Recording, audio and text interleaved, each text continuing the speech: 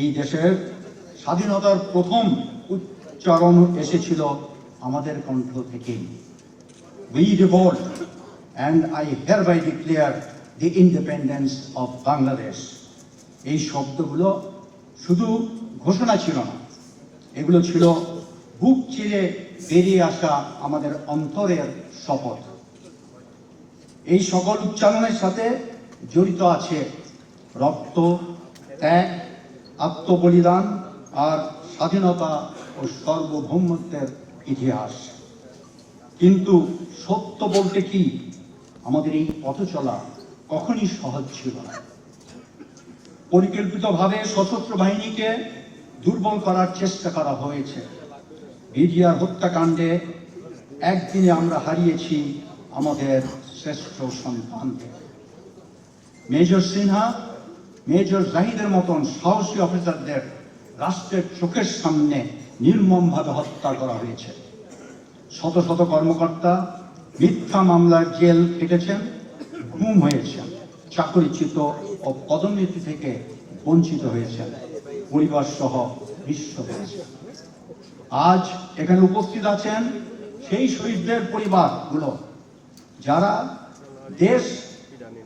দেড় শতকের বেশি সময় ধরে প্রতিদিন নতুন করে সেই দুঃসহ দিন অতিক্রম করেছেন।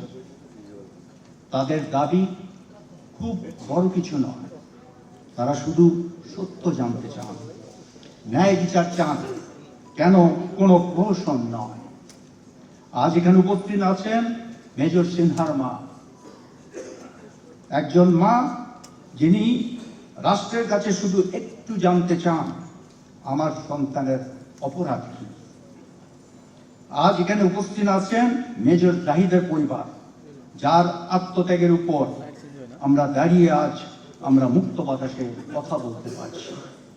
আজ এখানে উপস্থিত আছেন মেজর জিয়ার পরিবার, কোর্সের সোল অফ অনার পাওয়া এই অফিসার জঙ্গি তাকমা নিয়ে এখনো পালিয়ে বেড়াচ্ছেন দেশের বাইরে। কিন্তু এই সকল অবদান আজ স্মৃতির অতলে হারিয়ে যেতে চলেছে। আজ এখানে আছেন সেই অফিসাররা যারা সোল অফ অনার পেয়েছিলেন, যারা কমান্ডো হিসাবে দেশের জন্য জীবন দিতে প্রস্তুত ছিলেন, কিন্তু তাদের কপালে রাষ্ট্রের কলঙ্কের দাগ এঁকে দেওয়া হয়েছিল। এত অন্যায়, অত্যাচার ও নিপীড়নের পরেও আমরা দমে যাইনি। নীরবে কিন্তু বুকের ভিতরে আগুন জ্বালিয়ে আমরা দাঁড়িয়ে থেকেছি, আমরা প্রতিবাদ করেছি, রাস্তায় নেমে এসেছি। মেজর সিনহার পরিকল্পিত ও মর্মান্তিক হত্যাকাণ্ড, রাওয়ার নেতৃত্বে সশস্ত্র বাহিনীর অবসরপ্রাপ্ত অফিসারদের প্রতিবাদ ফ্যাসিস্ট সরকারকে দীর্ঘদিন ক্রস ফায়ারে বিরত থাকতে বাধ্য করেছিল এবং অত্যাচারী ভিত নড়বড় করে দিয়েছিল। জুলাই বিপ্লবে সশস্ত্র বাহিনীর অবস্থান জাতিকে ফ্যাসিবাদের বিরুদ্ধে অটল থাকার সাহস জাগিয়েছিল। সে সময় বিভিন্ন ডিএইচএস এবং তাদের সন্তান ও পরিবার সহ সশস্ত্র বাহিনীর সদস্যরা স্বতঃস্ফূর্তভাবে রাস্তায় নেমে আসা এবং এই আন্দোলনকে বেগবান ও সাফল্যের দ্বারপ্রান্তে পরিণত করেছিল। সেদিন মানুষ বুঝেছিল সশস্ত্র বাহিনীর জনগণ, সশস্ত্র বাহিনী কখনো জনগণের বিপরীতে দাঁড়ায় না। কিন্তু দুঃখের বিষয় হলো সশস্ত্র বাহিনীর এ সকল অবদান বারবার অস্বীকার করা হচ্ছে, বিকৃত করা হচ্ছে। দীর্ঘ দেড় যুগ ধরে নিগ্রহ ও বঞ্চনার শিকার এ সকল অফিসার আজও ন্যায় বিচার আশায় দিন গুনছেন। শুধু মণ্ডলী, এবার আমরা একটু অতীতে ফিরে তাকাতে চাই, কারণ অতীতের শিক্ষা আমাদেরকে আপার সম্ভাবনা ভবিষ্যতে নির্মাণে পথ নির্দেশনা হতে পারে। শহীদ রাষ্ট্রপতি জিয়াউর রহমান বাংলাদেশের সশস্ত্র বাহিনীকে দিয়েছিলেন আত্মবিশ্বাস, মর্যাদা ও শক্ত ভিত্তি। তিনি জানতেন একটি শক্তিশালী রাষ্ট্র মানে একটি সম্মানিত সশস্ত্র বাহিনী।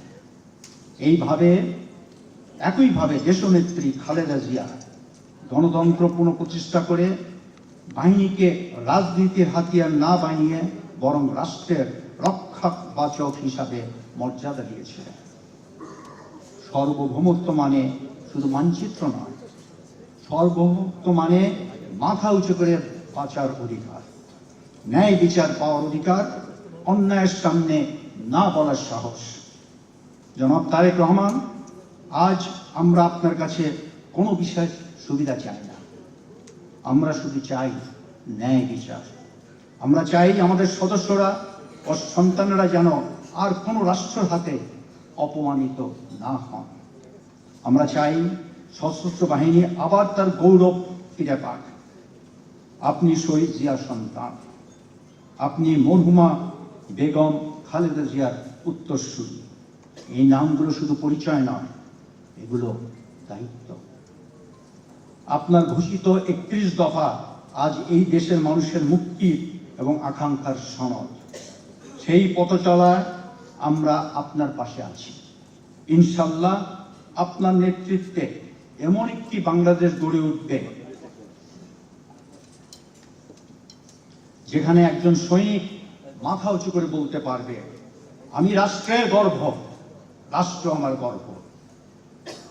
আমরা বিশ্বাস করি বাংলাদেশের ইতিহাসের এই মহানায়ক সেনাবাহিনীর গৌরব বাতিঘর জেনারেল জিয়া এবং মরহুমা খালেদা জিয়ার সুযোগ্য সন্তান তারেক রহমান নির্বাচনে কাঙ্ক্ষিত বিজয় অর্জন করলে আমাদের হারানোর গৌরব ফেরানোর লড়াই যে সহযাত্রী হবে। এই বিশ্বাস, এই প্রত্যাশা, এই শপথ নিয়ে আমার বক্তব্য সমাপ্তি করছি। ধন্যবাদ।